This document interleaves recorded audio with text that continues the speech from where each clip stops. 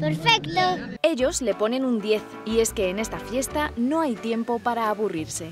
Los hinchables, pues la pista americana, las colchonetas. El tío vivo.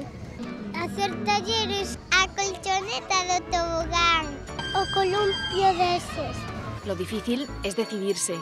Todo. No sé. Pues a mí...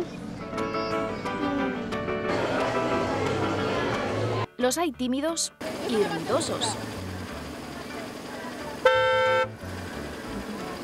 Por un día, los más pequeños se han convertido en agentes, bomberos, pilotos o también en todo lo que se pueda pintar. La imaginación es el límite. Yo de ángel. Yo de Hello Kitty. Yo de princesa. Y divertirse es la máxima, así que aprender es un juego. Entre los manifestantes de esta tarde, muchos operarios. Aquí han podido practicar el periodismo en todas sus formas. Sí, me encantó, dibuja muy bien. Y muchos apuntan ya maneras ante el micrófono. Lo digo, ¿de dónde eres? Del mundo. ¿Pero de qué parte del mundo? España. Me ha salido vacilón un niño. Como telón de fondo, el medio ambiente. Está muy duro porque hay que tirar duro, ¿eh? La electricidad cuesta.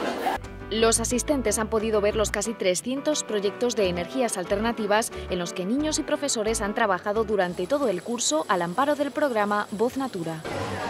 Los experimentos que hay allá. Pronto tocará volver a trabajar por el medio ambiente. Por ahora se quedan con una fiesta más que merecida.